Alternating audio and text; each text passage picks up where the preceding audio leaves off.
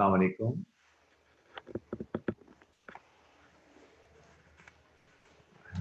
जनाब, हमारी डिस्कशन चल रही थी डिसीजन मेकिंग के पास पेपर क्वेश्चंस पे। कल हमने क्वेश्चन बैंक का क्वेश्चन नंबर 8 डिस्कस किया था। कोई क्वेश्चन, कोई इशू कल के लेक्चर से?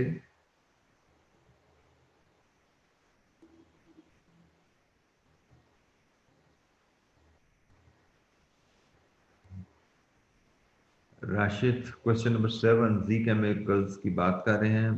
बेटा, डेप्रिसिएशन में हमने जो ऐड किए हैं 5 लाख और 2,50,000, ये additional fixed overheads. Total fix cost हम लेना चाह रहे थे, तो total fix cost is depreciation plus incremental fixed overheads of the new plant.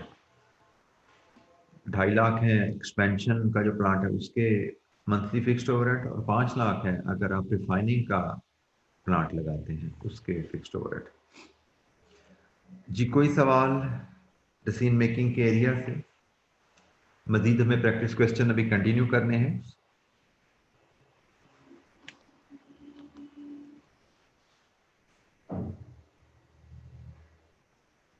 बेटा, ये कैलकुलेट नहीं किया, ये क्वेश्चन में गिवन है। 2,50,000 भी क्वेश्चन में गिवन है, 5 लाख भी क्वेश्चन में गिवन है। We have not calculated it.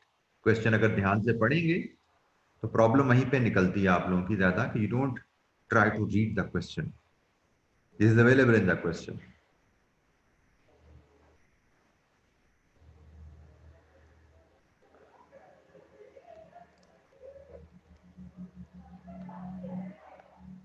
That depends Majid, bid price of the contract उसने मांगी है या बिड प्राइस पर यूनिट मांगी है। But bid price means sale price which you are going to coat.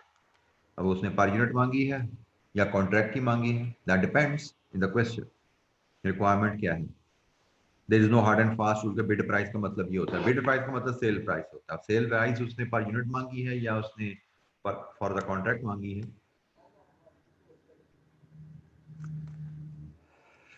अच्छा जी, let's move to the question next. Question number 10, server limited का क्वेश्चन है। We start with the requirement. क्या है जी रिक्वायरमेंट इसकी? Determine the maximum profit that can be earn by SL in the above situation. Maximum profit maximization का question usually हमें limiting factor के साथ आता है। लेट्स सी यहाँ पे क्या सिनेरियो है। ये for 10 marks it seems to be quite lengthy question. Usually 10 mark का क्वेश्चन हाफ पेज में उसकी बॉडी होनी चाहिए, बट इसकी बॉडी पूरे ऑलमोस्ट पेज पे है, जो कि 14-15 नंबर के सवाल की होती है। बहरहाल it apparently seems this is going to be a time waster in the exam. Question lengthy होगा मार्क्स के लिहाज से, तो टाइम वेस्टर होगा। तो इस तरह क्वेश्चन यूजुअली हम towards last hour of the time में करना चाहेंगे। अच्छा जी, रीडिंग शुरू करते हैं जी। उसने पूछा आपसे कंपनी अपने प्रॉफिट कैसे मैक्सिमाइज कर सकती है। तो सर्वर लिमिटेड एसएल की कहानी है, manufactures 2 industrial products K2 and K9. It also manufactures other products in accordance with the specification of customer. K2 K9 उसकी रेगुलर प्रोडक्ट है, इसके अलावा भी वो प्रोडक्ट बना सकती है अगर कस्टमर डिमांड करे। SL product required specialized skilled labor. Maximum labor hours available with the company are 300,000 per month. Limited labour hours 300,000। तो लिमिटिंग फैक्टर का मसला यहाँ पे आ गया। Following information has been extracted from SL budget. K2 K9 की per unit data है, sale price है, डायरेक्ट मटेरियल है, डायरेक्ट लेबर है, वेरिएबल ओवरहेड है, अप्लाइड फिक्स्ड ओवरहेड है, जो कि लेबर आवर की बेसिस पे ही अप्लाई किए गए हैं। मंथली डिमांड K2 K9 की है, ये भी बता दी गई। आगे चलते हैं। An overseas customer has offered to purchase 3,000 units of customised industrial product A1। एक तीसरी प्रोडक्ट भी आ गई है A1। K2 K9 की बात पहले हो रही थी, तीसरी प्रोडक्ट का ऑर्डर भी आ गया है at a price of 35,000 each. 3,000 unit 35,000 के हिसाब से। Duration of the contract would be 1 month. 1 महीने में आपने ये 3,000 यूनिट्स बना के देने हैं। The cost department has certain the following facts in respect of the contract. Contract से रिलेटेड क्या फैक्ट्स हैं? गालिबन रेलेवेंट कॉस्ट की इंफॉर्मेशन है शायद। A1 का एक यूनिट को क्या चाहिए, 3 units of round tail B1 and 2 units of round tail of C3। A1 बनाना है तो उसमें B1 चाहिए आपको और C3 चाहिए। B1 मार्केट से मिलेगा 2500 पे, लेकिन C3 आपको इंपोर्ट करना पड़ेगा। Not available in the local market, would be imported from Sri Lanka at the landed cost of. अब ये 2.4 मिलियन कॉस्ट है, किसकी कॉस्ट है, रिक्वायर्ड क्वांटिटी ऑफ C3। किसके लिए required, for 3000 units of A1। तो 3000 यूनिट्स ऑफ A1 के लिए आपको B1 भी चाहिए, C3 भी चाहिए। Required quantity of C3 3000 units के लिए जो रिक्वायर्ड क्वांटिटी है वो 2.4 मिलियन में मिल जाएगी। कितनी क्वांटिटी है उसमें हम बाद में देखेंगे। फिलहाल हमें क्या पता लग रहा है कि 3000 यूनिट्स बनाने के लिए आपको 2.4 मिलियन में रॉ मटेरियल मिलेगा। आगे चलते हैं। Each unit of A1 would require 35 labour hours. A specialized machinery would be required for 5 days. एक महीने का कॉन्ट्रैक्ट है, 5 दिन के लिए मशीनरी चाहिए। However, due to certain production scheduling issue, it is difficult for SL to exactly predict when the machine would be required. 30 दिन में से 5 दिन चाहिए, मशीन कब चाहिए होगी, it is difficult to ascertain. As a result of negotiation, SL has received the following offers. 2 offers आई जिसके पास। एक कंपनी कहती है monthly rent of 0.9 million, 9 lakh पूरे महीने का किराया है। If accepted, SL would be able to sublet the machine at 20,000 per day. अगर मशीन किराए पे ले ली जाए इस तरह, तो 5 दिन आप इस्तेमाल करेंगे, बाकी 25 दिन आप किराए पे दे सकते हो 20,000 पर डे के हिसाब से। दूसरी ऑप्शन क्या है, tech rental has quoted a rent of 57,000 per day and guaranteed availability of machinery when required. 5 दिन के लिए चाहिए, 57 पर डे के हिसाब से ले लेना, जब चाहिए होगी मिलेगी। The management believes that it can decrease the production of K2 and K9 if required. K2 K9 की प्रोडक्शन ऊपर नीचे कर सकते हैं with in the limits of the demand. अच्छा जी, सबसे पहले टॉपिक, ये क्वेश्चन किस टॉपिक से है। हमसे कहा गया determine the maximum profit that can be earned by SL in the above situation. First we have to decide about the topic, then we'll have to proceed in accordance with the steps और procedure. तो बताइए किस topic से है जी question जी।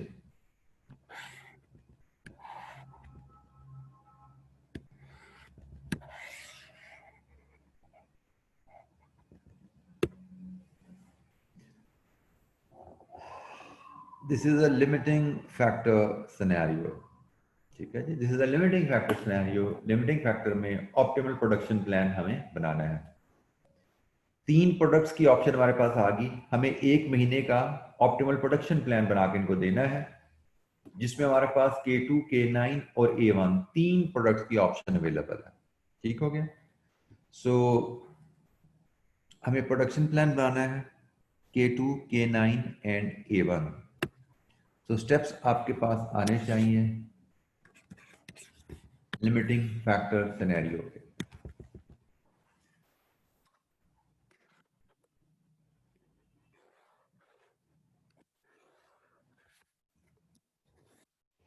Steps अगर आप recall करें तो लिमिटिंग फैक्टर सिनेरियो के क्या होते हैं। सबसे पहले तो लिमिटिंग फैक्टर आइडेंटिफाई करना, that is given in the question. Limiting factor is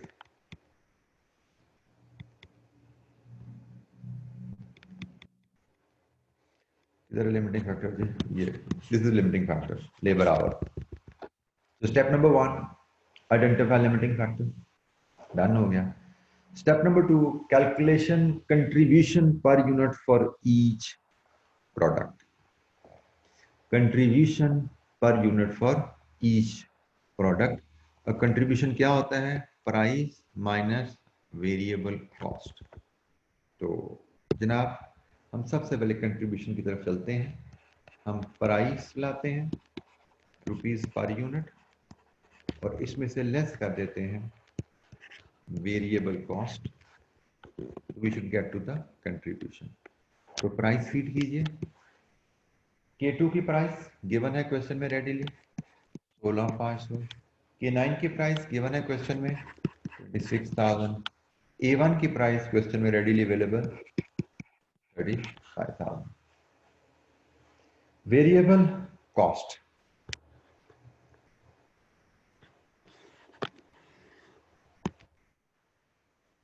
K2 की variable cost it is simple to calculate, question में रेडीली अवेलेबल है 6,000 प्लस 4,500 प्लस 1875। सो K2 की वेरिएबल कॉस्ट पर यूनिट क्या आएगी?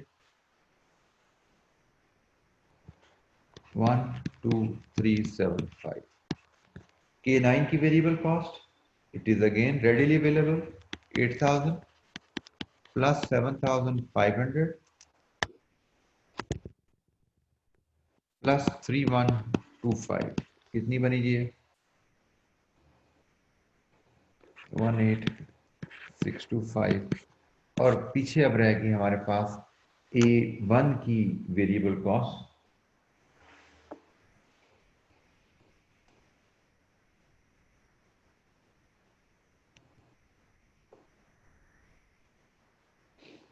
A1 की variable cost की calculation मैं अगर यहीं पे ही करूं तो ये जनाब A1 का डाटा है सारा। A1 में क्या लगना है? 3 यूनिट्स ऑफ B1 एट 2500। तो A1 के लिए 2500 इंटू 3, ये आपकी उसकी B1 आ गई कॉस्ट, ये मटेरियल आ गया। फिर 2.4 मिलियन में 24 लाख में 3,000 यूनिट्स का मटेरियल आएगा, तो पर यूनिट कॉस्ट क्या आई? 24 लाख बटा 3,000, ये आपकी पर यूनिट ऑफ A1 कॉस्ट आ गई। फिर बारी आई लेबर की। लेबर है 35 आवर्स, मल्टीप्लाई करना है आपने रेट से। लेबर 35 आवर्स मल्टीप्लाई करना है रेट से, तो लेबर का रेट क्या है? ये क्या बना लेबर का रेट 35 आवर्स इंटू 300 का रेट, ये भी आ गया। फिर बारी आती है जी आपकी वेरिएबल ओवरहेड। वेरिएबल ओवरहेड की बारी है। तो वेरिएबल ओवरहेड आपको बताया गया है वो भी लेबर आवर की बेसिस पे एब्जॉर्ब होने हैं। तो लेबर आवर की बेसिस पे एब्जॉर्ब होने हैं, तो लेबर आवर्स आपको पता है, और लेबर आवर्स को अगर वेरिएबल ओवरहेड के रेट से मल्टीप्लाई कर दें तो आपको मिल जाएगी वेरिएबल ओवरहेड की कॉस्ट। अब लेबर आवर तो आ गए, वेरिएबल ओवरहेड का रेट क्या है वो शायद आप यहां से निकाल पाएंगे। आप इसकी कॉस्ट को डिवाइड कर दें इसके लेबर आवर से, इसके लेबर आवर से, तो आपको वेरिएबल ओवरहेड का रेट मिल जाएगा। वेरिएबल ओवरहेड का रेट देखिएगा, variable overhead per hour is equal two variable overhead cost divided with labour our. अब लेबर आवर इन टर्न कैसे ले सकते हो? ये लेबर कॉस्ट है डिवाइडेड विथ रेट कर दो, तो ये आपका लेबर आवर आ जाएगा। हम K2 का डाटा लेके 1500 डिवाइडेड विथ 4500 डिवाइड विथ 300। अब यहां पे हमने क्या क्या कंपोनेंट कवर कर लिए, तो जो कीजिएगा जरा, हमने मटेरियल B1 कर लिया, हमने मटेरियल C3 कर लिया, हमने लेबर कवर कर लिया, हमने वेरिएबल ओवरहेड कवर कर लिया। क्या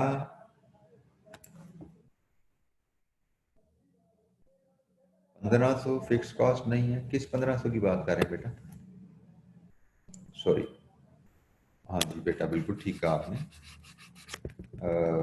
1500 नहीं, मैं वेरिएबल ओवरहेड लेना चाह रहा था। वेरिएबल ओवरहेड का रेट निकालना है, तो वेरिएबल ओवरहेड की cost, you are absolutely right, ये 1875 ठीक हो गया जी। मैंने यहाँ पे 1875 लेना था, my mistake.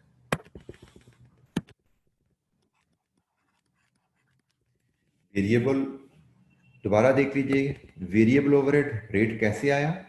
Variable overhead cost divided with labour hour, तो आपके पास ओवरहेड रेट पर आवर आ गया। अब लेबर आवर कहां से है? लेबर की कॉस्ट डिवाइड विद लेबर का रेट, तो यहां से लेबर आवर आ रहे हैं। तो ये आपकी कैलकुलेशन है वेरिएबल ओवरहेड रेट की, यही मैंने यहाँ पे परफॉर्म की। ये आपकी वेरिएबल ओवरहेड रेट की कैलकुलेशन है, रेट की कैलकुलेशन पर आवर, आवर से मल्टीप्लाई वेरिएबल ओवरहेड आ गया।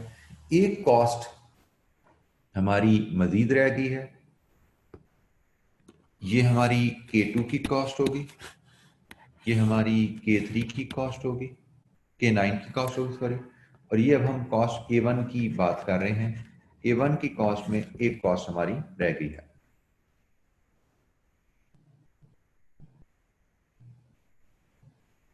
सारा बेटा ये जो आपने 3000 से डिवाइड कर रहे हो, व्हाट इज दिस 3000? ये 3000 क्या है? Is it unit of input और यूनिट्स ऑफ आउटपुट?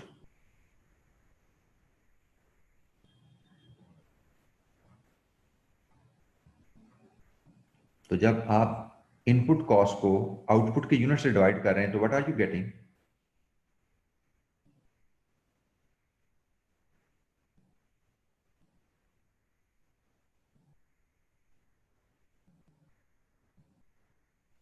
जी, आपको cost per unit of output मिल रही है। This is what we need, you don't have to multiply it with 2। इसीलिए आपको एम्फसाइज किया जाता है सवाल को बार बार पढ़ने पे। किस तरह की चीजें हैं पहली रीडिंग में, you are not expected to capture, आपको समझ आ ही नहीं सकती पहली रीडिंग में इस तरह की चीजें।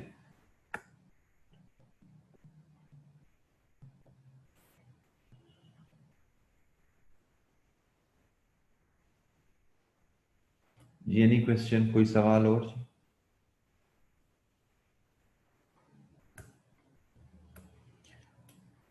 अच्छा जी, एक आइटम हमारी अभी रह गई है और वो है जी ये मशीन की, ठीक है जी, वो है ये मशीन। अब इसमें से हमें दो मशीनों की ऑप्शन दी है, तो हम देखेंगे इन दोनों को कंपेयर करके कि कॉस्ट पर यूनिट कहाँ पे चीप आ रही है। तो उसके लिए हमने एक और वैल्यू ऐड करनी है, लेकिन वो ऐड करेंगे हम वर्किंग के रेफरेंस से। और वर्किंग में हम दोनों मशीन की कॉस्ट पर यूनिट बनाएंगे, cost per unit of machine hire. Option number 1 में 9 लाख रुपए किराया है, जिसमें से आप 20,000 पर डे के हिसाब से 25 दिन मशीन किराए पे दे देंगे, और ये खर्चा आपका आएगा 3,000 यूनिट्स पे। और ऑप्शन नंबर 2 क्या है, 57,000 के हिसाब से 5 दिन मशीन किराए पे लें, और ये 3,000 खर्चे का टोटल अगर 3,000 यूनिट का खर्चा हो, तो बताइए machine hire per unit under option 1 क्या आ रही है? मशीन हायर पर यूनिट जैसे उसने हमें बताया वैसे ही हमने मशीन को हायर कॉस्ट पर यूनिट निकाल ली। ऑप्शन नंबर 1 में क्या आ रही है जी? जो कि फलाह मुदारबा से है, फलाह मुदारबा से है, और दूसरी ऑप्शन आपकी टेक रेंटल से है। दिस इज 133.33, और ये क्या है जी? 95। So cheaper option will go for, हम 95 लेकर चलेंगे। लीजिए जी, ये आपकी सारी कॉस्ट A1 की, इसको आप वर्किंग में भी प्रेजेंट कर सकते थे, मैंने यहीं पे इकट्ठा कर दिया। आप इसको चूंकि डाटा ज़्यादा था, इसको ज़्यादा वर्किंग में भी ले जा सकते थे। ये है जी आपकी A1 की कॉस्ट पर यूनिट। तो बताइए जी A1 की कॉस्ट पर यूनिट क्या आ रही है, जहां से आप फिर कंट्रीब्यूशन पर यूनिट लेंगे।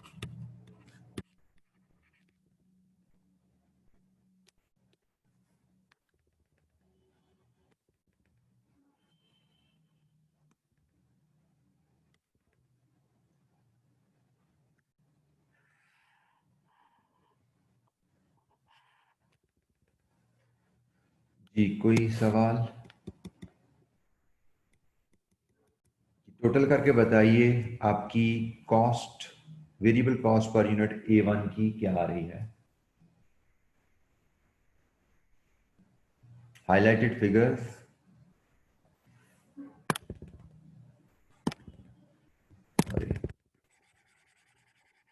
हाईलाइटेड फिगर्स का सम कीजिए और बताइए आपकी टोटल कॉस्ट क्या आ रही है।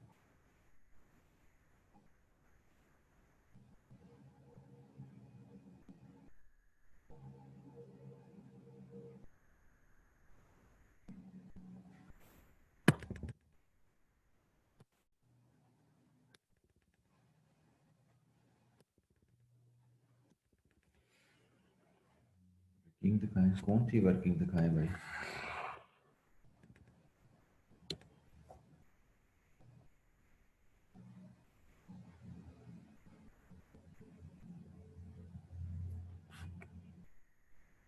बेटा मुझे कॉस्ट का सम बताएंगे क्या आ रही है। A1 की कॉस्ट पर यूनिट, ये A1 की कॉस्ट में B1 मटेरियल है, ये C3 मटेरियल है, ये लेबर है, ये आपकी वेरिएबल ओवरहेड है और ये आपकी मशीन हायर है। इन सबको ऐड करें, what is the sum? Verify कीजिएगा, इट शुड बी 23270। इस कैलकुलेशन को वेरीफाई कीजिए।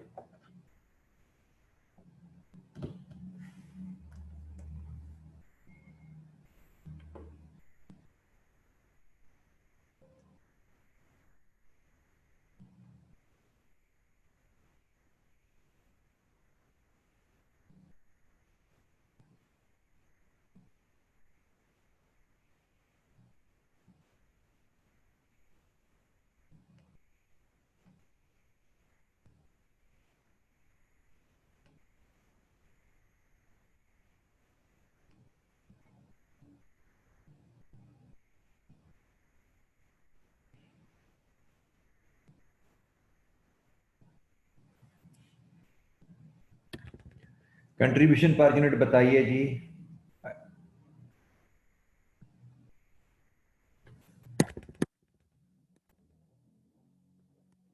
4125। नेक्स्ट 7375।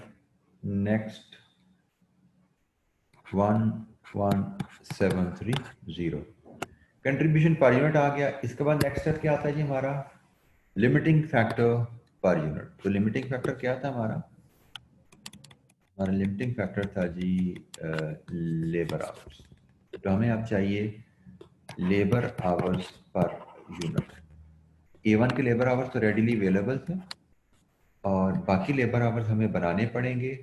K2 के 4500 डिवाइड विद 300 और K9 के labour cost 7500 divide with 300। Labour hours कैसे बनाए हमने? Labour cost divide with rate, labour cost divide with rate. तो जनाब लेबर आवर्स कितने हैं? ये 15 है शायद और ये 25 है। From here we have contribution per labour hour which is A divided with B. Contribution per labor hour 275. Next 295. Next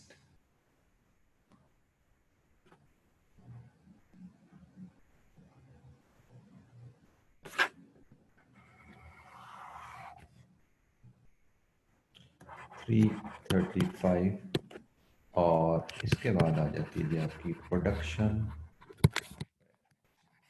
preference. हमने सीखा था हाईएस्ट वैल्यू इज रैंक 1 2।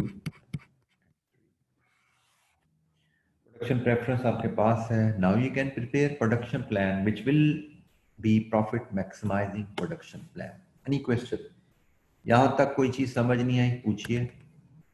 सबसे पहला स्टेप होता है सवाल पढ़ के सिनेरियो आइडेंटिफाई करना। सिनेरियो आइडेंटिफाई करने के बाद स्टेप्स आपके सामने आने चाहिए और उन स्टेप्स पर फिर आप सीक्वेंस में अप्लाई करते जाते हैं।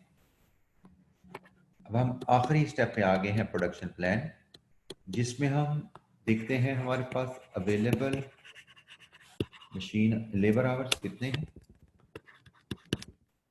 300,000। और हमने प्रोडक्शन करनी है सबसे पहले A1 की A1 के 3000 यूनिट्स की हमारे पास डिमांड है। 35 लेबर आवर्स के हिसाब से कितना लग गया टाइम यहाँ पर? 1,05,000। बाकी बचे 195,000। डिमांड है K9 की। K9 की टोटल रिक्वायरमेंट 8,000 और 25 लेबर आवर पर यूनिट के हिसाब से ये बन जाते हैं 2 लाख। इसका मतलब K9 पूरा नहीं बन सकता, K9 भी बैलेंसिंग बनेगा। कितना बैलेंसिंग? 195,000 divide with 25। कितने लेबर आवर्स वहां पर अवेलेबल थे? 25 लेबर आवर पर यूनिट लगते हैं, तो कितने यूनिट्स बनेंगे K9 के? कितने यूनिट्स बना पाएंगे K9 के आप? 7,800 यूनिट्स। 1,95,000 पूरा आप आवर यहाँ कंज्यूम हो गए। This is our optimum production plan. Optimum production plan क्या बना हमारा? दोबारा देख लीजिए। हमारा प्रोडक्शन प्लान है A1 के 3,000 यूनिट्स, K9 के 7,800 units. But we are not yet done with the question. For that we have to read the requirement again. ये एक आदत थोड़ी सी बनाने की कोशिश कीजिए। जब अपनी तरफ से सवाल खत्म कर चुके हो ना, तो अगले सवाल पे जाने से पहले एक बार रिक्वायरमेंट फिर पढ़ लिया करें, क्योंकि बाद का रिक्वायरमेंट का कोई कंपोनेंट ऐसा रह जाता है जो बहुत आसान होता है और अनएड्रेस रह जाता है। जैसे यहाँ पे उसने हमसे ऑप्टिमल प्रोडक्शन प्लान नहीं मांगा, उसने हमसे मांगा है determine the maximum profit that company can earn. तो हमने जो प्लान बनाया है, इस प्लान पे प्रॉफिट क्या आएगा हमें वो मेजर करना है। ठीक हो गया? तो हमारा सवाल अभी खत्म हुआ नहीं है, हम तो प्रोडक्शन प्लान पे पहुंचे हैं। This is optimum production plan. Any question?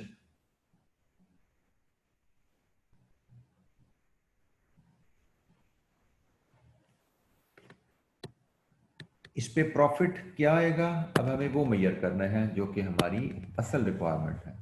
ये तो उस असल रिक्वायरमेंट तक पहुंचने का एक स्टेप है कि प्रोडक्शन प्लान बना लिया। तो अब हम देखते हैं हमारा प्रॉफिट, तो वो होगा total contribution at proposed production plan. इसमें से लेस करेंगे आप fixed cost, arrive at projected profit.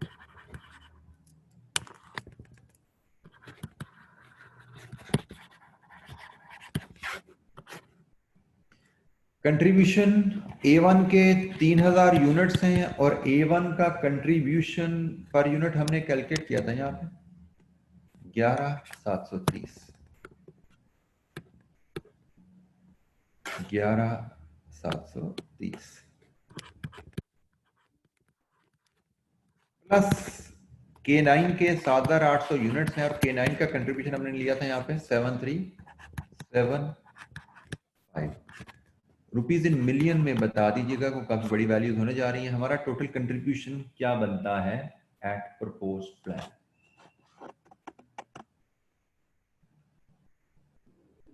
Total contribution at proposed plan, what is the figure?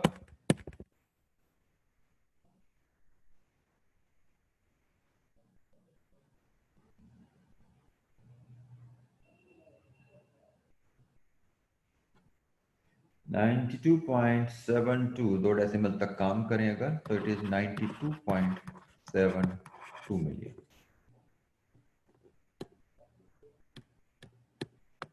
अच्छा जी, अब फिक्स कॉस्ट चाहिए। फिक्स कॉस्ट के बारे में एक बड़ी पुरानी आपको इक्वेशन सिखाई भी है कि जब भी आपको अप्लाइड ओवरहेड्स दिए जाएं पर यूनिट, तो वहां से आप फिक्स्ड ओवरहेड कैसे निकालते हो? मशीन आवर की बेसिस पे एब्जॉर्ब हो रहे हैं, तो टोटल फिक्स्ड ओवरहेड आपके होंगे बजटेड मशीन आवर, इस केस में 3 lakh, sorry labour, budgeted labour our multiplied with overhead absorption rate पर लेबर आवर। ठीक हो गया? ये फार्मूला है जिससे आपने टोटल ओवरहेड निकालने हैं। ओवरहेड एब्जॉर्प्शन रेट आप कैसे ले सकते हो? यहां से टोटल ओवरहेड लो, इसको डिवाइड कर दो लेबर आवर से, या इसको लेके इसको डिवाइड कर दो इसके लेबर आवर से, एक ही बात है। इसके लेबर आवर आपको याद है 15 है, इसके लेबर आपको याद है 25 है, दोनों से रेट आपको नजर आ रहे हैं क्या है, ठीक है, दोनों से आपको रेट नजर आ रहा है कि इट इज ₹100 पर लेबर आवर। बहरहाल मैं इसकी कैलकुलेशन अगर देखूं तो हमारी फिक्स्ड ओवरहेड की जो कहानी बनेगी वो बनेगी जी 3 लाख लेबर आवर है इनटू लेबर आवर रेट, वो हम K2 से बनाए तो 1500 बटा 15 labour our per unit, 15 labour our per unit आपने ये कैलकुलेट किया है लेबर आवर पर यूनिट, ठीक है। तो यहां से आपको रेट मिल जाता है आपको एब्जॉर्प्शन रेट। तो इधर से बताइए कॉस्ट इज 30 मिलियन, लीजिए जी 30 मिलियन आपकी कॉस्ट है तो प्रॉफिट इज 62.7, ये है हमारा आंसर। उसने कहा जी मैक्सिमम प्रॉफिट बताइए क्या कंपनी कमा सकती है, तो मैक्सिमम प्रॉफिट कंपनी जो कमा सकती है वो 62.72 मिलियन। जी एनी क्वेश्चन, कोई सवाल?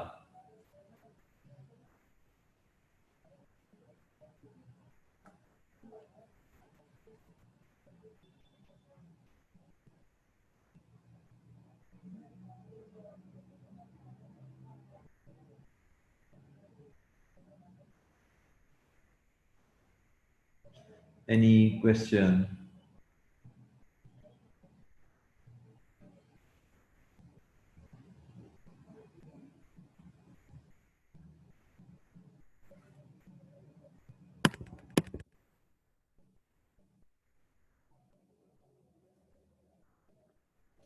बेटा 1500 आपकी फिक्स्ड ओवरहेड एब्जॉर्ब्ड है पर यूनिट, जो कि लेबर आवर की बेसिस पे एब्जॉर्ब हुई है।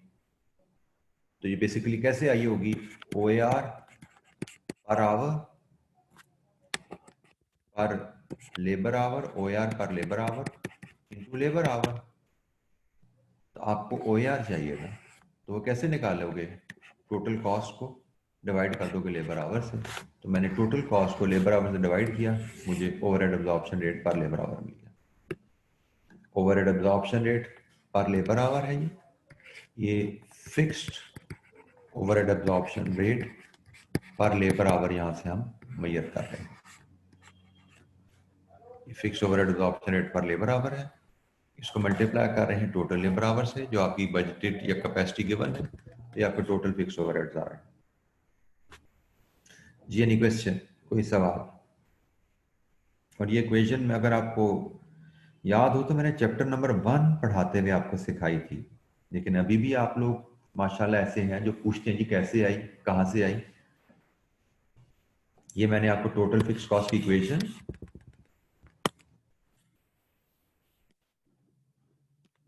Budgeted labour hours into OAR पर लेबर आवर, चैप्टर 1 में ये इक्वेशन आपको सिखाई गई थी। उसके बाद कम से कम दसियों दफा ये क्लास में मैं यूज करवा चुका हूं। ये any question?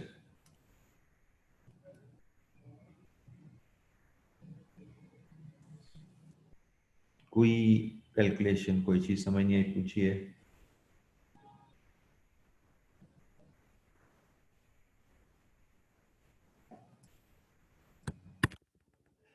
We are done with this question. हमसे रिक्वायरमेंट थी मैक्सिमम प्रॉफिट कंपनी क्या कमा सकती है, तो हमने प्रॉफिट मैक्सिमाइजिंग प्लान बनाया और उसके हिसाब से ये प्रॉफिट कैलकुलेट करके दे दिया। 62.72 million is the maximum profit that company can earn in this situation.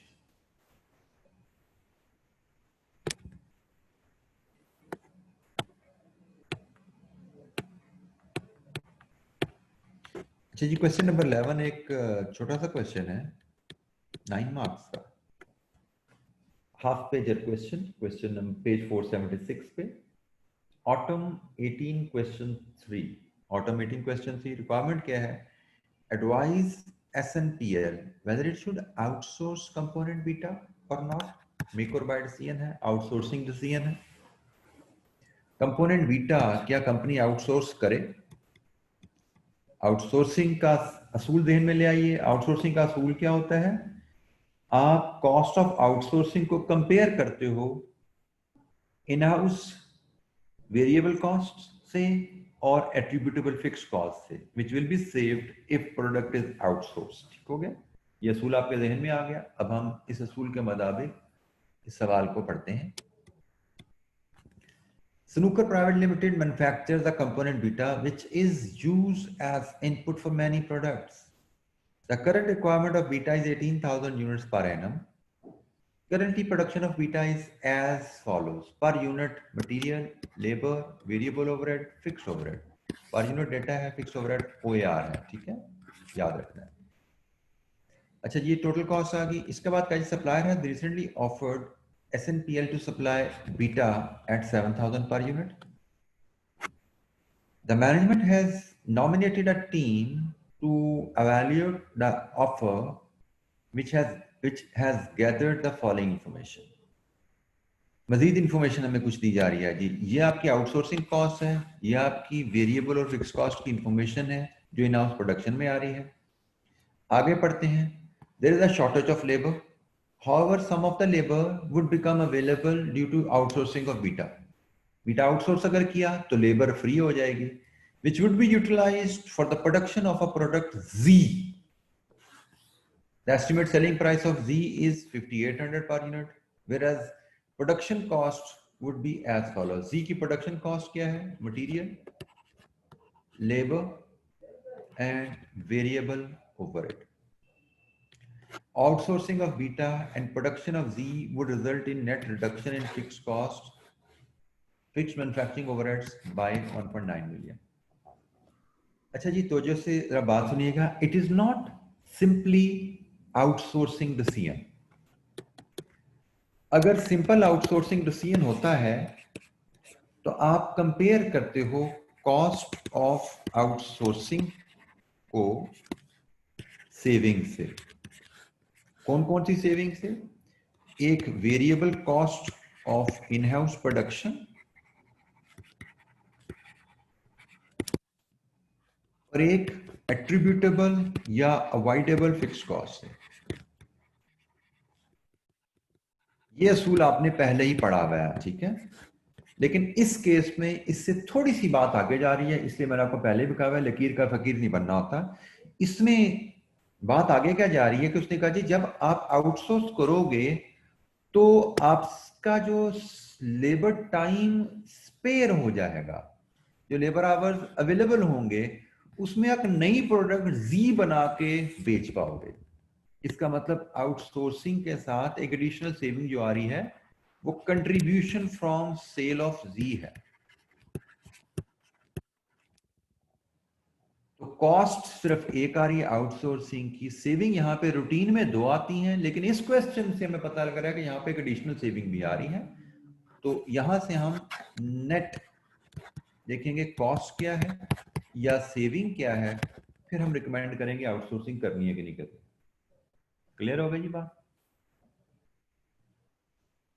अच्छा जी, अब यहाँ पे थोड़ा सा एक हम डाटा में और वर्किंग करें कि इससे पहले नॉर्मली हम ये डिसीजन लेने के लिए कॉस्ट पर यूनिट ले लेते थे। हम यहाँ पे भी कॉस्ट पर यूनिट ले लेते थे, इधर भी कॉस्ट पर यूनिट बना लेते थे। लेकिन यहाँ पे बेसिकली दो प्रोसीजर हैं, आप कॉस्ट पर यूनिट पे कंपैरिजन कर लो या टोटल कॉस्ट पे कंपैरिजन कर लो, टोटल सेविंग पे कंपैरिजन कर लो, एनुअल बेसिस पे, दोनों वर्केबल हैं, दोनों इक्वली गुड हैं। बट इस केस में शायद हमें एनुअल बेसिस पे कंपैरिजन ज्यादा सूट करेगा, एनुअल बेसिस पे कंपैरिजन ज्यादा सूट करेगा, ठीक है। सो हम annual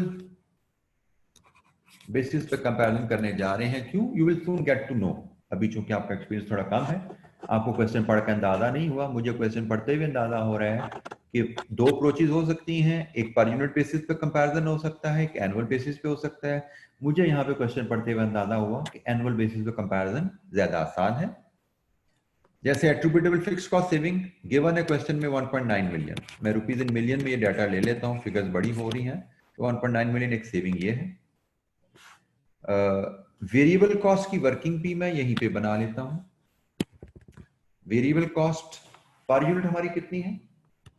3670 plus 1040 plus 770 into 18,000 beta के कंपोनेंट्स हैं ना, तो इनकी वेरिएबल कॉस्ट बताइए मिलियन में, जो हम सेव कर लेंगे अगर हम ये सारे का सारा आउटसोर्स कर देंगे।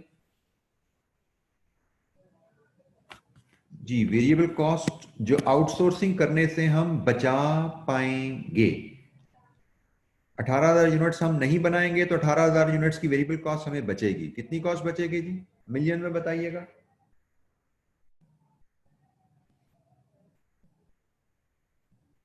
क्वेश्चन में वेरिएबल कॉस्ट पर यूनिट का डाटा हमें रेडीली अवेलेबल है। 98.64। टैलेंट गोज ऑन राशिद साहब की तरफ से 98.64 और extra cost of outsourcing 18,000 units 7,000 के हिसाब से। यही है ना कॉस्ट ऑफ आउटसोर्सिंग 7,000। ठीक हो गया जी। Extra cost of outsourcing 18,000 into 7,000,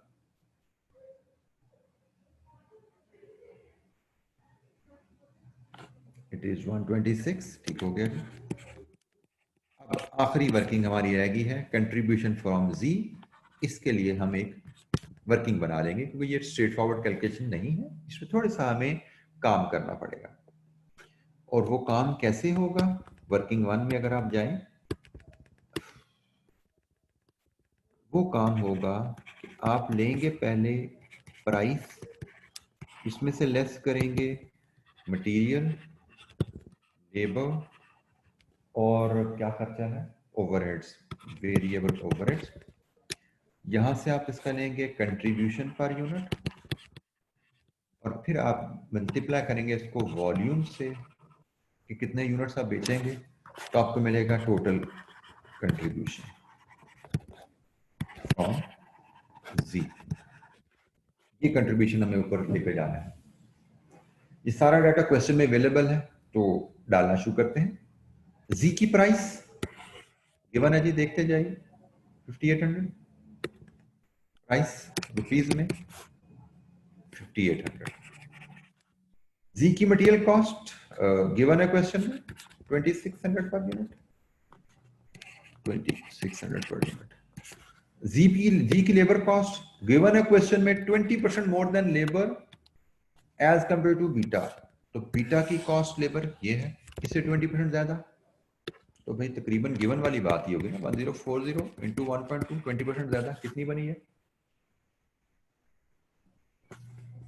ji, labour cost कितनी बनी, 1248। और ओवरहेड भी क्वेश्चन में गिवन है 480 पर यूनिट। ठीक हो गया जी। लीजिए जी, यहां से आप ले आइए कंट्रीब्यूशन पर यूनिट ऑफ जी कितना आ रहा है, प्राइस माइनस वेरिएबल कॉस्ट।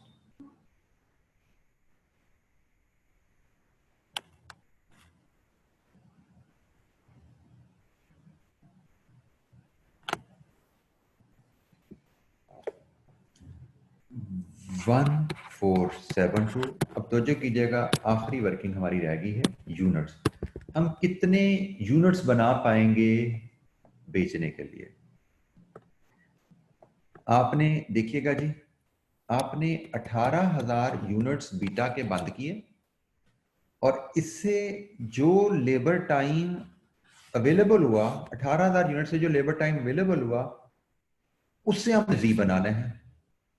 लेकिन जी में टाइम लगता है 1.20% ज्यादा। जी में टाइम लगता है 20% ज्यादा।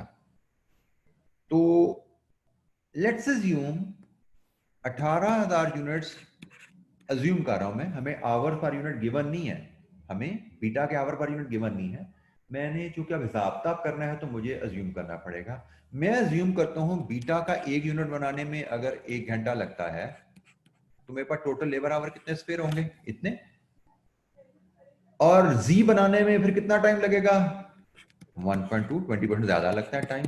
तो देख लीजिए इस टाइम में जी के कितने यूनिट्स बनेंगे, इट इज 15,000। दोबारा सुन लीजिए, 18,000 यूनिट्स मैंने बीटा के नहीं बनाने और इसमें जो टाइम बचेगा उसी में मैंने जी बनाना है। तो मैं अज्यूम कर रहा हूं कि एक बीटा बनाने में अगर 1 घंटा लगता है तो एक जी बनाने में 1.2 घंटे लगेंगे। तो मेरे पास टोटल 18,000 घंटे स्पेयर होंगे। इन 18,000 घंटे में 1.2 के हिसाब से मैं कितने जी बना पाऊंगा, 15,000 यूनिट्स। वर्किंग में इसको मैं आसानी से ऐसे प्रेजेंट कर दूं तो दिस इज गुड इनफ। ये तो मैंने आपको समझाने के लिए ली ना।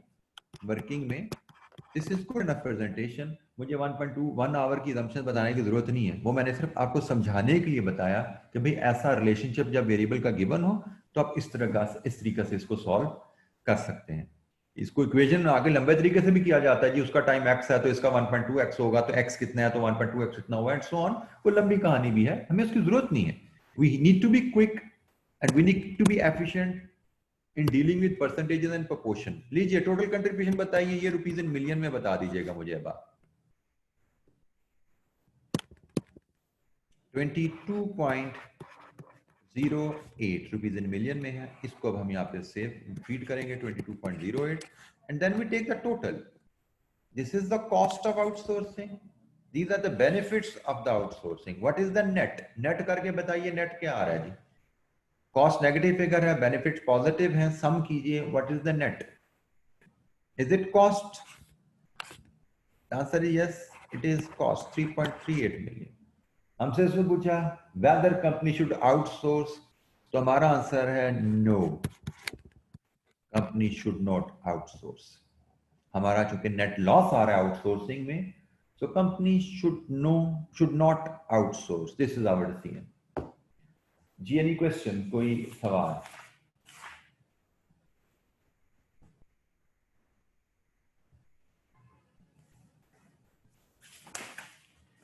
कोई सवाल जी? कोई चीज समझ नहीं आई पूछिए। 9 मार्क्स का ये क्वेश्चन था और इट वाज रीजनेबल क्वेश्चन, कोई इसमें कॉम्प्लेक्सिटी नहीं थी खास। सिर्फ एक नई चीज जो आई वो ये है, और ये मैं आपको पहले बता चुका हूं, लकीर का फकीर नहीं चलना। आपने ये असूल पिछली इलस्ट्रेशन में सीखा था और अप्लाई भी किया हुआ है। ये चीज यहाँ पे नई आई है तो आपको पता होना चाहिए, हर सवाल में कुछ ना कुछ नया आ सकता है, कोई परेशानी की बात नहीं है।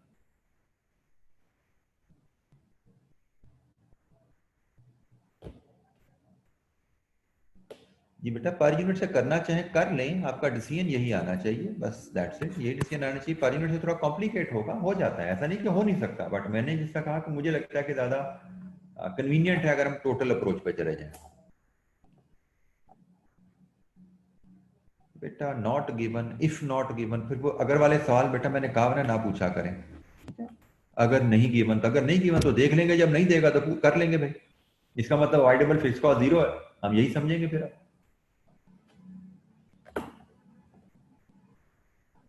जब अगर वाले चीजें आएंगी ना आपके सामने तो दिमाग इस्तेमाल करना, यही आपको सिखाया जा रहा है कि भाई अगर अगर यहाँ पे ना करें, जब चीज नजर नई चीज सामने आ जाएगी तो उसको अपना दिमाग इस्तेमाल कीजिएगा और उसके बारे में फैसला कीजिएगा।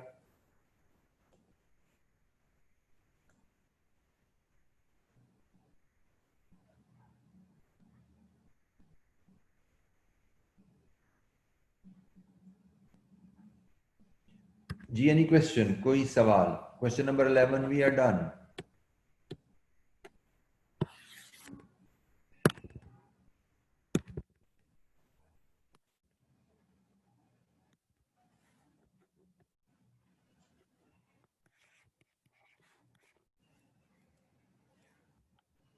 क्वेश्चंस 5 पेपर्स कर रहे हैं, एक और क्वेश्चंस की तरफ मूव करते हैं। Next question is question number 12। Question number 12 किस एरिया से है जी? रग्बी लिमिटेड, ऑटम 18 का क्वेश्चन है जी। और रिक्वायरमेंट क्या है? Calculate the expected relevant cost per unit of B1 extra and determine the cost gap, if any, if RL requires the profit margin of 30%. अच्छा, इस क्वेश्चन में रेलेवेंट कॉस्ट का concept भी आ गया है और कॉस्ट गैप का कॉन्सेप्ट भी आ गया है। कॉस्ट गैप की इक्वेशन आपको याद होनी चाहिए, वो होती है expected cost minus target cost. यहाँ पे एक्सपेक्टेड कॉस्ट की जगह उसने एक्सपेक्टेड रेलेवेंट कॉस्ट की टर्म यूज कर ली है, तो कोई बात नहीं, कोई हर्ज नहीं, हम विल फॉलो दैट। हम expected relevant cost minus target cost करेंगे तो हमें कॉस्ट गैप मिल जाएगा। This is what is required here. तो रेलेवेंट कॉस्टिंग, टारगेट कॉस्टिंग, दोनों कॉन्सेप्ट यहां पे मिक्स हो रहे हैं, ठीक है। तो हमारा आंसर निकलने वाला है expected relevant cost per unit less target cost per unit, cost gap. ये जी हमारा सवाल ऐसे हल होने जा रहा है। Let's read the question now.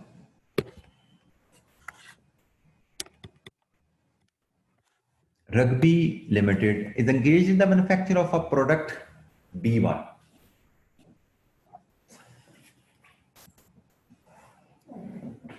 Presently, RL is considering to launch a new product B1 Extra, which has a demand of 10,000 units per month. Monthly data शायद आने जा रहा है आगे. The estimated selling price of B1 Extra is 2,000 per unit. The other relevant information is as follows. This is estimated selling price. By the way, यहीं से ना estimated selling price उसने आपको दे दी है और टारगेट मार्जिन उसने आपको दे दिया है, तो टारगेट कॉस्ट तो आपके पास यहीं से आ जाती है। मार्जिन 30% है तो कॉस्ट कितनी हुई 70%, तो टारगेट कॉस्ट 1400 रुपये आपके पास यहीं से आ जाती है। बाकी बात हम करते हैं, बेसिकली बाकी सारी इंफॉर्मेशन रेलेवेंट कॉस्ट से रिलेटेड होगी यकीनन। उसने अदर रेलेवेंट इंफॉर्मेशन जो कहा तो प्रॉब्ली ये relevant cost of B1 calculate करने का डाटा है। Each unit of B1 extra would require 2 kg of material X and 1.5 labor hours. 2 kg material X लगेंगे, 1.5 labor hour लगेंगे। Material X is available in the market at 520 per kg. Alternatively, instead of material X, RL can use 2.5 kg of substitute Y. मतलब आप 2 kg X use कर लो या 2.5 kg Y use कर लो, which can be produced internally. Y internally बनता है जी 2.5 kg Y per unit of B1 Y internally बना सकते हो। Production of each kg of Y, each kg of Y का खर्चा क्या आता है 300 रुपए मटेरियल के और 0.5 लेबर आवर के। ये मटेरियल की कहानी होगी कि आप मटेरियल एक्स यूज कर लो, मटेरियल वाई यूज कर लो, एक्स बाहर से खरीदोगे, वाई आप इंटरनली बना सकते हो। दोनों ऑप्शन अवेलेबल है, हमें कंपेयर करना पड़ेगा कौन सी ऑप्शन चीप है। वर्किंग में जाएंगे, दोबारा बात करेंगे इस पे। Presently about 14,000 labour hours remain idle, मतलब परमानेंट लेबर है इसका मतलब, जिसके 14,000 आवर्स आइडल है and are paid at the rate of 50% of normal rate 250। मतलब आइडल है बट तनख्वाह पूरी नहीं मिल रही, तनख्वाह उनको 50% मिल रही है। इसका मतलब उनको अगर आप ऑक्यूपाई करेंगे किसी जॉब पे तो रेलेवेंट कॉस्ट विल बी 50%। ठीक है, up to 14,000 hours relevant cost will be 50%। Any shortfall in required labour hours, मतलब अगर आपको 14,000 से ज्यादा लेबर आवर्स चाहिए, can be met through overtime at the rate of 40%। तो कीजिएगा अप टू 14,000 आप पे कर रहे हैं 250 इंटू 50%, और 14,000 से ऊपर आप पे करेंगे 250 इंटू 1.4 ओवर टाइम। ठीक हो गया, 14,000 घंटे चाहिए तो आप ये रेट लगाएंगे, 14,000 से ज्यादा घंटे चाहिए, ऊपर के घंटे चाहिए तो ऊपर के घंटों पे ये रेट लगाएंगे। This is written in the question. Records of last 4 months show the following factory overhead, variable and fixed। और ये उसने डायरेक्ट लेबर आवर्स और फैक्ट्री ओवरहेड दिए हुए हैं, तो गालबन हाइलो मेथड से हमें इसको अलग करना पड़ेगा वेरिएबल और फिक्स्ड ओवरहेड को। चूंकि हम यहाँ पे रेलेवेंट कॉस्ट पे जा रहे हैं तो रेलेवेंट कॉस्ट में हमें पता है सिर्फ वेरिएबल ओवरहेड रेलेवेंट होते हैं, फिक्स्ड ओवरहेड रेलेवेंट नहीं होते, तो इसलिए हमें यहाँ पे फिक्स्ड और वेरिएबल को अलग करना पड़ेगा। जी एक दफा काइंडली ये नोट्स दोबारा पढ़ लीजिए 1 2 3 4, बल्कि ऊपर से ही पढ़ लीजिए सवाल पूरा, फिर हम इस पे वर्किंग शुरू करते हैं। सवाल आसान है इंशाअल्लाह, कोई इसमें दिक्कत नहीं होने वाली, but kindly read the question before we start discussing the answer.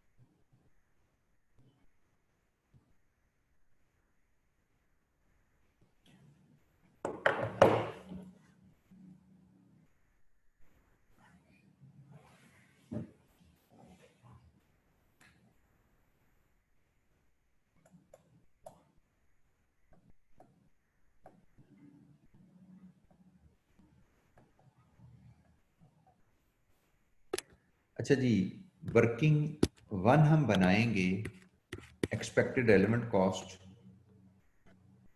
Working one हम बनाएंगे expected relevant cost per unit of B1 extra, और इसके कंपोनेंट हैं material, labour and variable overheads. ठीक हो गया जी।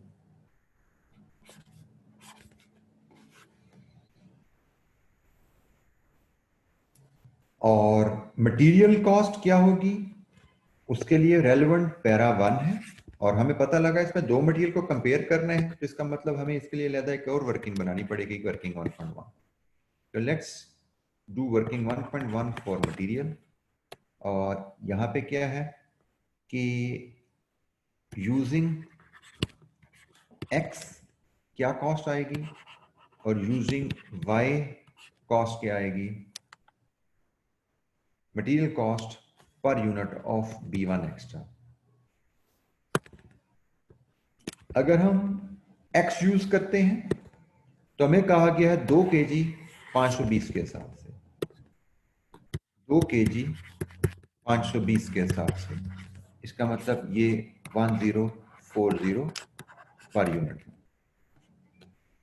अगर हम y यूज करते हैं तो कहानी थोड़ी लंबी है, इसमें रॉ मटेरियल भी यूज होगा, इसमें लेबर भी यूज होगी, और इसमें वेरिएबल ओवरहेड भी हमें लेने पड़ेंगे, क्योंकि वेरिएबल ओवरहेड यहाँ पे हमें नजर आ रहा है कि आएंगे और वो लेबर आवर की बेस पे एब्जॉर्ब होते हैं। तो यहां से हम पर यूनिट कॉस्ट निकाल पाएंगे।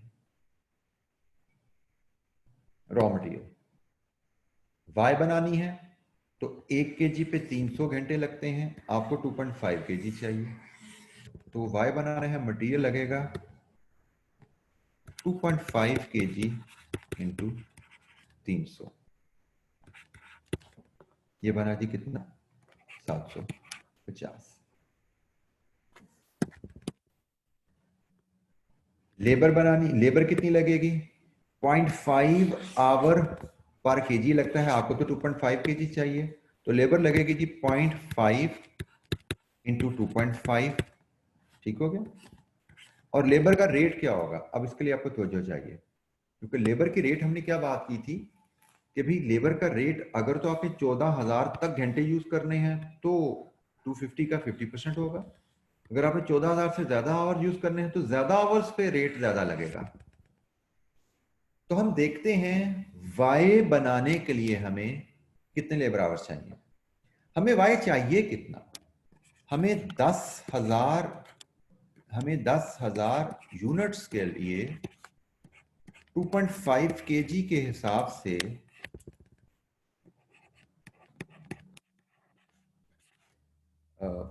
25,000 केजी वायर चाहिए, एग्रीड। और लेबर टाइम कितना लगता है 0.5 लेबर आवर पर केजी, तो इसको 0.5 से मल्टीप्लाई कर दीजिए, तो आपको टोटल लेबर आवर टाइम चाहिए 12,500। ये हमारी एक एसोसिएटेड वर्किंग है कि हमें वाई अगर हम रिक्वायर्ड क्वांटिटी इन हाउस बनाना चाहते हैं, हमें 12,500 लेबर आवर चाहिए, तो अवेलेबल तो 14,000 है आइडल हमारे पास, इसका मतलब हमारे लिए एप्लीकेबल रेट 250 का 50% है, एग्रीड। यहां से लेबर कॉस्ट निकाल लीजिए, क्या आती है जी लेबर कॉस्ट आपकी,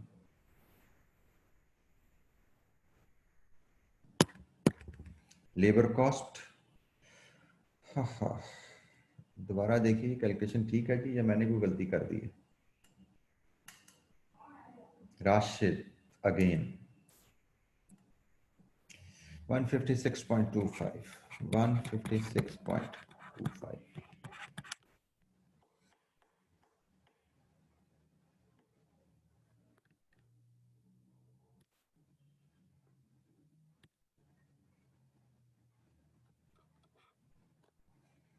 यानी क्वेश्चन कोई सवाल, variable overhead rate labour our पे लगना है, तो लेबर आवर लगेंगे कितने, वो ये हैं। और वेरिएबल ओवरहेड रेट क्या होगा, उसके लिए हम वर्किंग 1.2 बना लेते हैं। उसके लिए हम वर्किंग 1.2 बना लेते हैं। हाइलो मेथड से आप वेरिएबल ओवरहेड रेट पर लेबर आवर बना सकते हैं, which is high activity, low activity, highest activity ये है, लोएस्ट एक्टिविटी ये है। इसके रेलेवेंट कॉस्ट भी हमें गिवन है। तो इस डाटा को लेके मैं अगर वेरिएबल ओवरहेड रेट का फार्मूला बनाऊं तो वो होता है जी cost as the highest activity level 58,280,000 minus cost at the lowest activity level 56,960,000 divide with labour hours at the highest activity level 174,000 minus labor hour at the lowest activity level 168,000. Variable overhead rate per labor hour क्या है?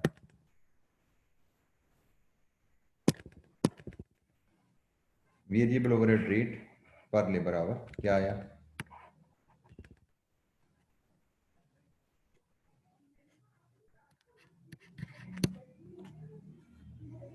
It is 220. 220 ठीक हो गया जी। ये 220 पर labour our है, तो यहाँ पे इसको 220 को फीड कीजिए, तो वेरिएबल ओवरहेड कॉस्ट आपकी क्या बनी, 220 इंटू 2.5 इंटू 0.5,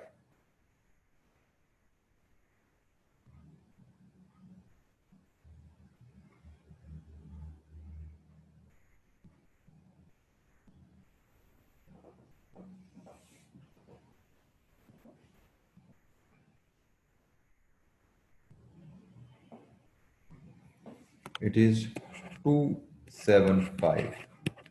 अच्छा जी, अब वाई यूज करें तो हमारी मटेरियल कॉस्ट पर यूनिट क्या आ रही है, सम कीजिए इन तमाम तीनों वैल्यूज का। एक्स यूज करें तो मटेरियल कॉस्ट पर यूनिट 1040 है, वाई यूज करें तो मटेरियल कॉस्ट 1181.25 है। Definitely will go for the option which is cheap. तो मटेरियल कॉस्ट पर यूनिट हमारी रेलेवेंट कॉस्ट 1040।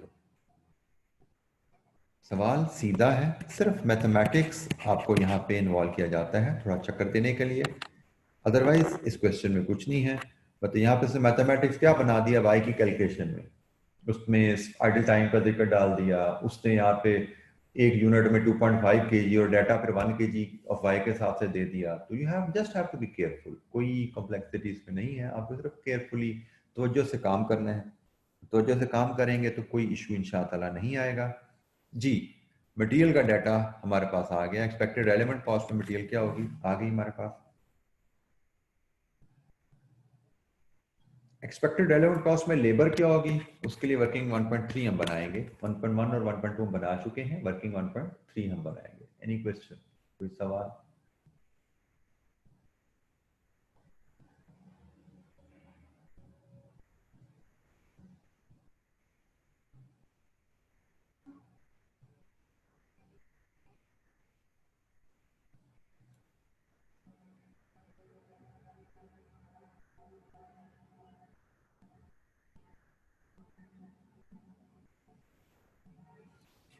अच्छा जी, लेबर, अब लेबर में हमें देखना पड़ेगा हमारी सबसे पहले लेबर आवर की रिक्वायरमेंट कितनी है।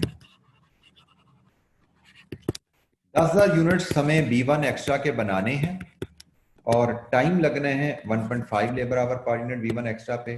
1.5 लेबर आवर के हिसाब से हमारी रिक्वायरमेंट है 15,000।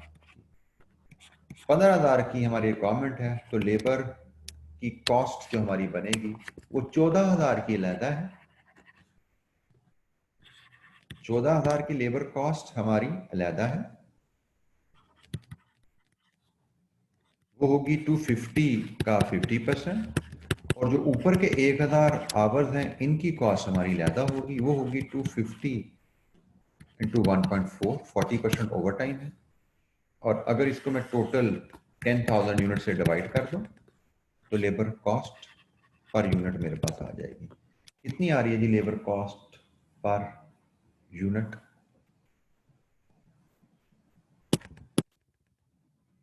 It is 210। Labour cost per unit is 210। Any question, कोई सवाल? 15,000 हमारे पास टोटल लेबर आवर्स अवेलेबल हैं, 14,000 आइडल टाइम में से यूज होंगे जो 50% रेट पे होंगे, 1,000 हमारे पास ओवर टाइम में से आएंगे जो कि 40% प्रीमियम पे जाएंगे 250 के ऊपर। Any question?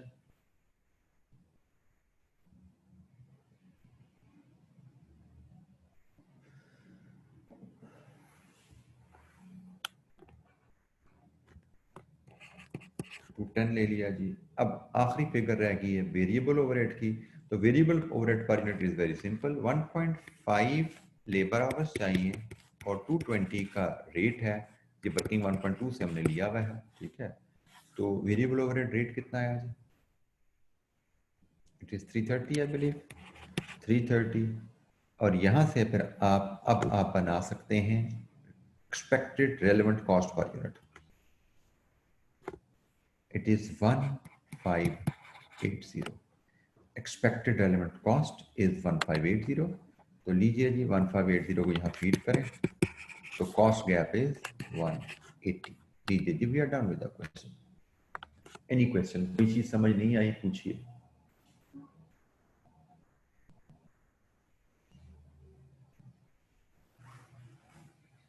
कोई सवाल, कोई चीज समझ नहीं आई पूछिए।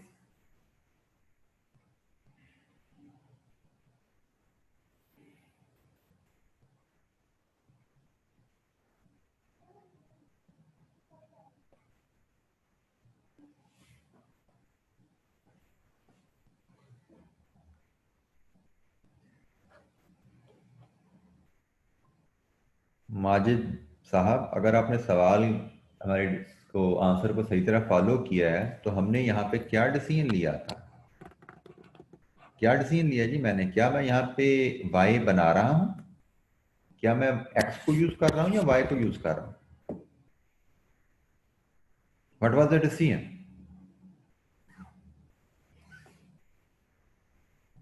जी एनी क्वेश्चन? कोई और सवाल?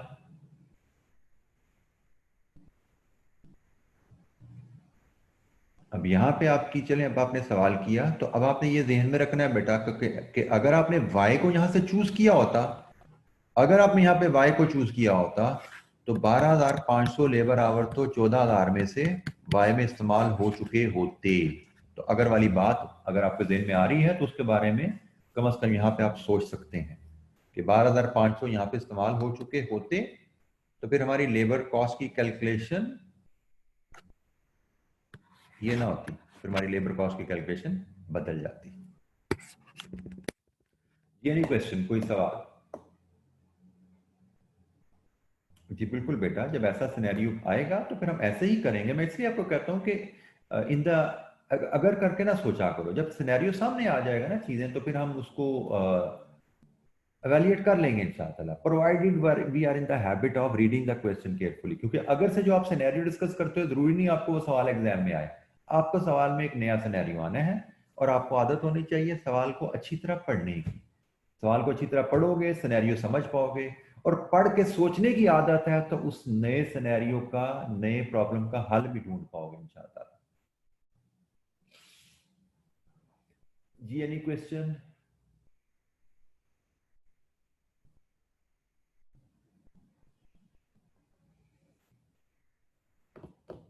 अच्छा जी, एक क्वेश्चन हम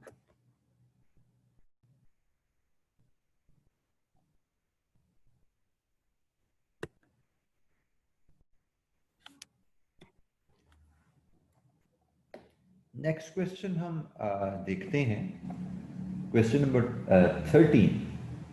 इस क्वेश्चन पे हम सिर्फ डिस्कशन करेंगे। I will share with you the plan how to proceed. Question straightforward है, सिंपल है। ये आपकी होम असाइनमेंट रहेगा, it should not be difficult for you, ठीक है। क्वेश्चन नंबर 13 को हम देखते हैं जी। ये है स्प्रिंग 19 का। हम थोड़ा सा लेटेस्ट क्वेश्चन की तरफ ग्रेजुअली मूव कर रहे हैं। क्वेश्चन नंबर 13 स्प्रिंग 19 का, इसकी रिक्वायरमेंट क्या है? How LPL can optimize its profits in the above situation. Profit optimization usually limiting factor के साथ आता है, ठीक है, हमें पता है। तो लेट्स रीड द क्वेश्चन, फिर बात करते हैं इस पे। Lilly Private Limited has two factories. LPL manufactures the product Delta in its Quetta factory. 1 unit of Delta is assembled from 3 components PQ and R which are produced in hub factory. तो company के पास 2 factory हैं जी, एक कोयटा में एक hub में है. कोयटा में delta बनता है और उसके जो कंपोनेंट्स हैं PQR वो हब में बन रहे हैं. Monthly demand of delta is 5000. Following information is available in respect of each of the component. Demand उसने दी डेल्टा की और इंफॉर्मेशन दे रहा है वो कंपोनेंट की PQR. अच्छा जी, पढ़ते हैं फिर आज मजीद बात करेंगे आगे चल के. Quantity required for 1 unit of delta PQR कितना चाहिए. Machine our required for producing each component. एक P, एक Q, एक R के लिए मशीन आवर कितना चाहिए. एंड कॉस्ट ऑफ प्रोडक्शन, ये सारा डाटा हमें गिवन है. Material, labour, factory overhead, allocated fixed administrative overhead. Administrative overhead तो हमारे कहीं कैलकुलेशन में आते ही नहीं है. फैक्ट्री ओवरहेड में उसने बताया कि fixed factory overhead are charged at 20 per machine hour. 20 per machine hour, for example 20 into 4 80. इसमें 80 रुपीज शामिल है फिक्स्ड ओवरहेड के. इसका मतलब वेरिएबल ओवरहेड कितने हुए 420. यही काम हर एक के साथ हम करके फिक्स निकाल सकते हैं. तो हमारे पास वेरिएबल कॉस्ट की इंफॉर्मेशन हर प्रोडक्ट की बन जाएगी. एनीवेज आगे मूव करते हैं. Production capacity at hub factory is restricted to 100,000 machine hours. Limitation आई है हमारे पास हब फैक्ट्री में. ठीक हो गया. पर मंथ, मंथली डाटा शायद अवेलेबल है. हमें ये डिमांड भी यहाँ पे जो दी गई है वो भी मंथली है, डेल्टा की डिमांड. ठीक हो गया. आगे चलते हैं जी. In order to meet the demand, LPL is considering to purchase PQR from a vendor at this price per unit respectively. अब सबसे पहले बताइए ये टॉपिक कौन सा है. डिसीजन मेकिंग सिनेरियो है, प्रॉफिट मैक्सिमाइजिंग प्लान देने हैं. But what is the topic. बिल्कुल ठीक है. It is limiting factor with make और बाय. और लिमिटिंग फैक्टर भी हब फैक्ट्री में मशीन आवर लिमिटिंग फैक्टर है. हब फैक्ट्री में PQR बन रहा है और PQR की आउटसोर्सिंग ऑप्शन. तो डेल्टा की जो इंफॉर्मेशन है ना उसकी रेलेवेंस सिर्फ इतनी है कि इसको आप मल्टीप्लाई करेंगे P से तो आपको पता लगेगा कि P की डिमांड कितनी है आपको. इसको मल्टीप्लाई करेंगे 2 से आपको पता लगेगा Q की डिमांड कितनी है. इसको मल्टीप्लाई करेंगे 3 से आपको पता लगेगा R की डिमांड कितनी है. तो आपके पास PQR की डिमांड आ जाएगी और फिर आपने प्रोडक्शन प्लस आउटसोर्सिंग प्लान बनाना है. क्लियर हो गया जी. Production plus outsourcing plan, this is your requirement. इसको किन स्टेप्स को फॉलो करके बनाया जाता है. पेज 447 की बॉटम पे, मुझे याद हो गया नंबर ही पेज का, पेज 447 की बॉटम पे वो स्टेप्स लिखे हुए हैं. लिमिटिंग फैक्टर विद मेक और बाय. हमसे how can LPL optimise its profit. How में हम प्रोडक्शन प्लस आउटसोर्सिंग प्लान देंगे और कहेंगे जी कंपनी अगर इस प्लान को फॉलो करे तो कंपनी के प्रॉफिट्स मैक्सिमाइज हो जाएंगे. तो this is the plan of the question. इसमें सिर्फ अब देखें कंफ्यूजन क्या है. उसने 2 फैक्ट्रियों का जिक्र कर दिया, डेल्टा की डिमांड दे दी. अब बंदा कंफ्यूज हो जाता है. आम स्टूडेंट जो प्रिपेयर्ड नहीं है वो कंफ्यूज हो जाता है, भाई हमने किस फैक्ट्री का एनालिसिस करना है. तो भाई फैक्ट्री उसका एनालिसिस करेंगे जिसमें लिमिटेशन है. फैक्ट्री उसका एनालिसिस करेंगे जिसमें बाय की ऑप्शन है. तो बाय की ऑप्शन PQR की है तो PQR पे एनालिसिस हमारा चलेगा. और दूसरी बात, अहम बात, कि भाई कोयटा फैक्ट्री में तो एक ही प्रोडक्ट है. जहां पे प्रोडक्ट ही एक बन रही हो वहां पे तो लिमिटिंग फैक्टर अप्लाई होता ही नहीं है. लिमिटिंग फैक्टर कॉन्सेप्ट अप्लाई वहां पे होता है जहां पे आपके पास एक से ज्यादा प्रोडक्ट्स की डिमांड है. एक से ज्यादा प्रोडक्ट्स की आपके पास डिमांड है और आपको फिर चूज करना पड़ता है भाई कौन सी प्रोडक्ट ज्यादा प्रॉफिटेबल रहेंगी. तो कोयटा फैक्ट्री डेल्टा प्रोडक्ट पे तो हमारा सिनेरियो डिसीजन मेकिंग का अप्लाई होता ही नहीं था. वो तो हब फैक्ट्री है, PQR पे फैसला करना है. हब फैक्ट्री है बेटा. हब क्या है बेटा. Hub is the factory. Factory का नाम है हब फैक्ट्री फॉर अस. वैसे तो हब पाकिस्तान में एक लोकेशन भी है but for us it's a factory name. Quetta is the city, Hub is the city. But for us, it's a simply name. Any question? बेटा हब में क्या बन रहा है, PQR। हब में 3 प्रोडक्ट बन रही हैं, एक नहीं है। कोयटा में एक प्रोडक्ट बन रही है, डेल्टा।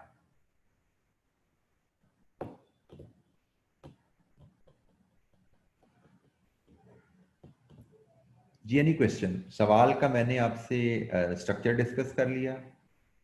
आपको मैंने इसमें जो सिर्फ चैलेंज था बता दिया कि भैया हमने हब फैक्ट्री के ऊपर PQR जो प्रोडक्शन है उसका प्रोडक्शन आउटसोर्सिंग प्लान बनाना है। जो कोयटा फैक्ट्री है that is not relevant to us. उसमें सिर्फ डेल्टा की जो डिमांड है 5000 वो हमने यूज करनी है। पी की डिमांड, जैसे पी की डिमांड हमारे पास 10,000 यूनिट्स की आ जाती है, क्यू की डिमांड हमारे पास भी 10,000 यूनिट्स की आ जाती है, और आर की डिमांड हमारे पास 15,000 यूनिट्स की आ जाती है। तो ये हमारे पास टोटल डिमांड है PQR की। इसका प्रोडक्शन एंड आउटसोर्सिंग प्लान हमने बना के देना है। पेज 447 की बॉटम पे जो स्टेप्स हैं उनको फॉलो करते हैं। Any question? कोई सवाल करना चाहें अब कर सकते हैं। इस चैप्टर में मैं आगे का प्लान आज के लिए इतना ही मैं आपको बता देता हूं। इस चैप्टर में हमारे पास अब 2 क्वेश्चन मैंने आपको करवाने हैं मजीद। 2 क्वेश्चन जो मैं आपसे और डिस्कस करूंगा। क्वेश्चन नंबर 13, क्वेश्चन 13 तो मैंने आपसे डिस्कशन होगी, ठीक है, वो तो मैंने डिस्कशन आपसे कर ली, डिस्कशन की और आपको होम असाइनमेंट दे दी। अगले लेक्चर में आपसे मैं question number 15 plus question number 25 discuss करूंगा, जिसके बाद हम मूव कर जाएंगे नेक्स्ट चैप्टर लेबर कॉस्टिंग के ऊपर। मैं पहले बता चुका हूं आपको कि लेबर कॉस्टिंग भी डिसीजन मेकिंग की ही एक्सटेंशन है। तो लेबर कॉस्टिंग का जब चैप्टर पढ़ेंगे उसके एंड पे फिर हम 4-5 सवाल कर रहे होंगे डिसीजन मेकिंग पे मजीद। ठीक हो गया? तो डिसीजन मेकिंग पे डिस्कशन हमारी खत्म नहीं हुई। डिसीजन मेकिंग के इस चैप्टर पर डिस्कशन 2 सवाल करने के बाद खत्म होगी, 15 और 25। बाकी सारे सवाल आप करना चाहें अपनी कन्वीनियंस से, जो टाइम अवेलेबल है रिविजन्स को मद्देनजर रखते हुए जितने कर सकते हैं जरूर कीजिए। मैं आपके साथ 2 क्वेश्चन डिस्कस करने के बाद नेक्स्ट चैप्टर पे मूव करूंगा, और उसके बाद उस चैप्टर के एंड पे जो क्वेश्चंस हैं वहां से हम मजीद डिसीजन मेकिंग पे क्वेश्चन कर रहे होंगे, but only those question which will also involve concept of labour costing. जी एनी क्वेश्चन? कोई सवाल करना चाहें आप तो माइक ऑन करके कर सकते हैं। अस्सलाम वालेकुम सर। वालेकुम सलाम। सर क्वेश्चन रिवीजन के हवाले से है कि जब हम टॉपिक रिवीजन कर रहे हैं, जैसे प्रोसेस कॉस्टिंग रिवीजन कर रहे हैं हम, जी तो उसके पहले हर टॉपिक जैसे normal loss with process costing उसकी हर एक एक लिस्टेशन कर लें या कोई एक पास पेपर पे सीधा मूव कर जाए? बेटा, मैं तो बेहतर यही समझता हूँ कि आप इलस्ट्रेशन करना ना करना वो तो बात है कि आप रिवीजन, पहली रिवीजन कर रहे हो, दूसरी कर रहे हो, तीसरी कर रहे हो। अगर तो पहली रिवीजन है तो मे भी एक एक दफा इलस्ट्रेशन स्कोप गुजारना है, एटलीस्ट उसका स्केच बनाना आपके लिए जरूरी है कि भाई डेबिट पे क्या आएगा, क्रेडिट पे क्या आएगा, क्या कॉन्सेप्ट है, वो रिवाइज कॉन्सेप्ट जरूर रिवाइज कीजिए। इलस्ट्रेशन हाथ से गुजारना ना गुजारना that is secondary, that will depend कि आपने पहले कितनी रिवीजन की हुई है। मे बी पहली रिवीजन से आप इलस्ट्रेशन खुद करना चाहो, लेकिन दूसरी रिवीजन पे आप सिर्फ उसको रिव्यू ही करना चाहो, एक प्रिंसिपल उसके रिकैप करना चाहो, ताकि आपको अच्छी तरह चीजें रिफ्रेश हो जाएं। और उसको आप छोड़िएगा ना, मैं आपको फिर बता रहा हूं, क्योंकि नोट्स में आपने नॉर्मल लॉस के फॉर एग्जांपल अब नॉर्मल लॉस अब नॉर्मल गेन के आपने 6 सिनेरियोज हमने इलस्ट्रेशन से कवर किए हुए हैं। पास पेपर पे जाओगे तो 6 में से 1 या 2 रिवाइज होंगे, 3 रिवाइज होंगे, 6 के 6 नहीं रिवाइज होंगे। फॉर एग्जांपल डिस्पोजल कॉस्ट का कंसेप्ट है, डिस्पोजल कॉस्ट का कंसेप्ट हमने जितने पास पेपर क्वेश्चंस किए मुझे लगता है किसी पास पेपर क्वेश्चन में नहीं आया डिस्पोजल कॉस्ट। तो अगर आप डिस्पोजल कॉस्ट नहीं करते 4 महीने, एग्जाम में जाके डिस्पोजल कॉस्ट आ जाता है तो आपको कुछ याद ही नहीं रहेगा डिस्पोजल कॉस्ट होती क्या, करना क्या होता है इसके साथ। तो I'm just giving you an example। तो रिवीजन हमेशा नोट से इलस्ट्रेशन से जरूर करें। अब उन इलस्ट्रेशन को हर दफा हाथ से करना ना करना that depend how confident you are, but देखना जरूर है ताकि हमारे तमाम असूल रिवाइज हो जाए हमारे। ठीक है सर, थैंक यू। जी जनाब, एनी अदर क्वेश्चन? अस्सलाम वालेकुम सर। वालेकुम सलाम। सर हमने ये पढ़ा है कि जब भी लेबर परमानेंट होगी और स्पेयर टाइम अवेलेबल होगा तो रेलिवेंट कॉस्ट नील होगी सर।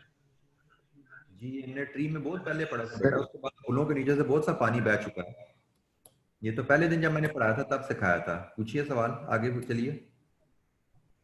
सर इसमें ये था कि जो अभी हमने क्वेश्चन किया है सर, वो रेलिवेंट कॉस्टिंग वाला जिसमें हमने करनी थी कॉस्ट एक्सपेक्टेड कॉस्ट से कंपेयर, सर उसमें जो लेबर थी उसको हम पहले ही पेमेंट कर रहे हैं 50% नॉर्मल वेज से कम, तो फिर वो कॉस्ट हमने क्यों शामिल की सर? बेटा जो पेमेंट कर रहे हैं ना वो नहीं शामिल की, जो पेमेंट हमें करनी पड़ेगी ना बाकी 50% वो शामिल की है। सही, ठीक है सर, थैंक यू। जो काम करवाने पे करनी पड़ेगी, बाकी आज पे काम करवाओगे तो पूरी करनी पड़ जाएगी ना फिर आपको, तो बाकी आधी जो है जो काम करवाने की वजह से करनी पड़ेगी पेमेंट, वो शामिल की है हमने। ठीक है सर, थैंक यू। जी एनी क्वेश्चन?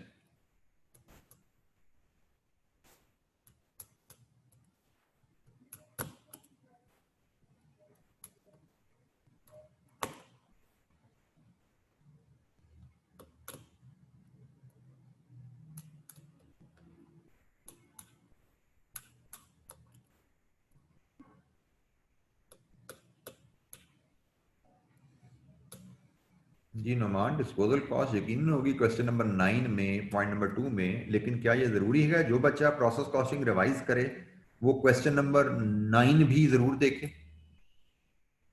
कोई गारंटी नहीं है, कोई बच्चा क्वेश्चन नंबर 5-6 करके रिवाइज कर लेगा, कोई बच्चा क्वेश्चन 10-11 करके रिवाइज कर लेगा, लेकिन जिसने 9 किया उसकी डिस्पोजल कॉस्ट रिवाइज हुई, जिसने 9 नहीं किया उसकी डिस्पोजल कॉस्ट रिवाइज नहीं हुई।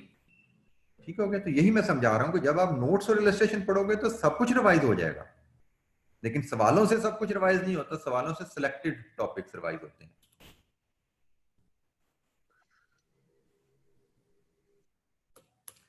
जी एनी क्वेश्चन, कोई सवाल?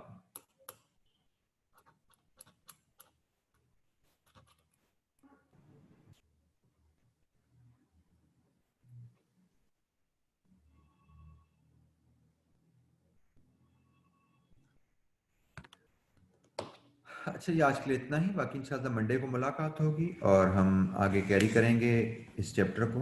अस्सलाम वालेकुम।